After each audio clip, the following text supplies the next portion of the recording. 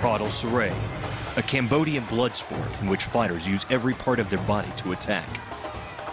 From face-pounding punches to bone-shattering kicks, brutal knees, elbow strikes, even grappling.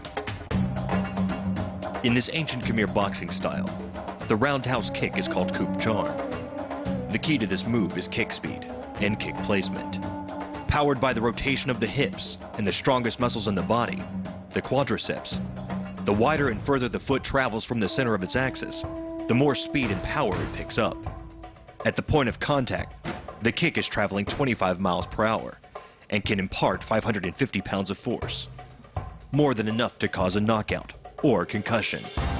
Delivered to the neck, it can fracture the cervical vertebrae. Another old-school Khmer boxing move still popular today is this punch called Tupuk Kong Sadam.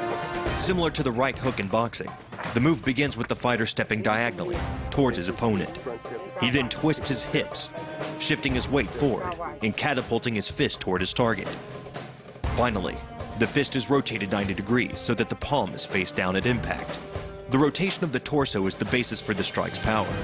Because the torso has an effective mass far greater than the arms, its rotation can impart up to 400% more force to the target. And the last-minute rotation of the wrist can magnify that force even more. Traditional Khmer fighting also employs a variety of wrestling moves, such as this takedown called Oob Claw. The move begins from the clinch, locking your hands behind your opponent's upper back and squeezing tight. You arch your back and lift your opponent off the ground. The chin is then dug into the opponent's sternum, and the locked hands are then dropped to the lower back and pulled sharply inward. This forces your opponent underneath your body weight and eventually to the ground.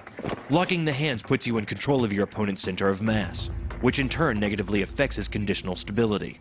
Dropping the hands behind the lower back and driving your chin into his chest further disturbs his center of mass and makes resistance from this position nearly impossible. In Pradal Saray, more knockouts come by way of elbow than any other strike. Knockouts such as this elbow slash. The first step is to close the distance and block an opponent's attack with the outside hand.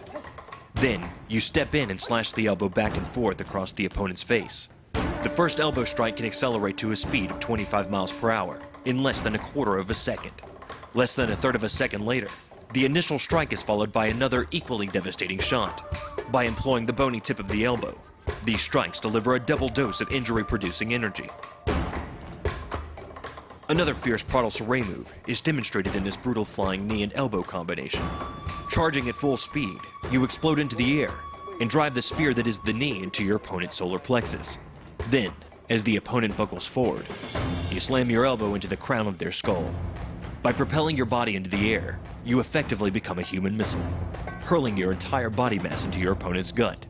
The force created by the body's forward momentum is partially absorbed by your opponent, which can knock the wind right out of him, or even crack a rib.